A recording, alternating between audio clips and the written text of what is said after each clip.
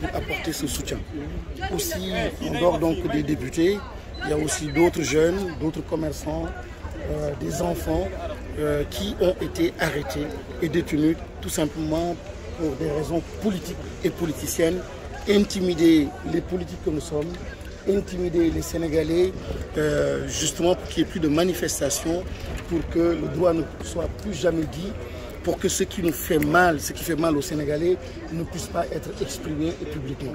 Voilà, donc il fallait être là pour justement marquer cette solidarité-là. Ça fait un bail qu'on ne l'a pas vu avec les leaders de Yewwi Askan Wi. Qu'est-ce qui explique cela? Les raisons, je les avais évoquées. C'était des raisons liées à une période bien précise.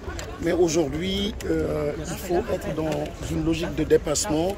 Je pense qu'il y a des choses beaucoup plus importantes. Dans une famille, il peut arriver qu'il y ait des difficultés, des problèmes. Mais lorsque il y a d'autres urgences, d'autres priorités qui se ramènent, il faut tout simplement mettre en avant ces priorités. Et la priorité aujourd'hui, c'est l'état de droit, défendre l'état de droit. La priorité, c'est défendre ceux-là qui sont détenus illégalement. La priorité, c'est que notre démocratie qui est piétinée, il faut absolument la sauver. Donc, pour toutes ces raisons, nous devons taire donc certains différends entre nous responsables d'une coalition et laver le linge sale donc en famille. Ça, on aura l'occasion d'y revenir.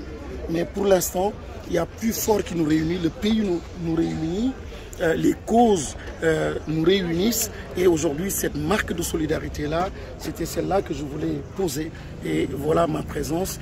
Et d'ailleurs, le dialogue n'a jamais été interrompu entre les leaders de la coalition et moi-même. Et d'autres d'ailleurs. Donc nous parlons, nous continuons à dialoguer.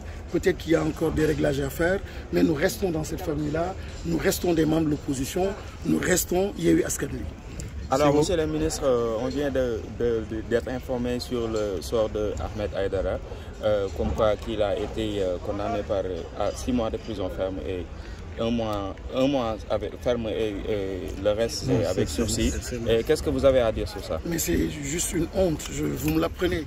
C'est une honte et on comprend le calcul politique derrière. Le calcul politique, c'est tout simplement de supprimer, plutôt d'éliminer un candidat qui fait peur à la majorité, qui, s'il était libre et d'or avec les moyens dont il dispose, la popularité dont il a et le soutien des populations, très certainement, il allait encore remporter donc, les élections dans sa localité. Donc c'est tout simplement inadmissible. Un maire pour une communauté aussi importante dans le pays et à Dakar, un leader aussi important que Ahmed Aïdara, on comprend tout simplement la logique. Et là d'ailleurs, ce résultat-là qu'on vient d'entendre en dit long sur la démarche donc, du pouvoir. C'est une démarche tout simplement pour casser l'opposition, casser en fait certains. Et vous verrez, on attend encore le verdict tout à l'heure, donc nous sommes en suspension pour une heure environ.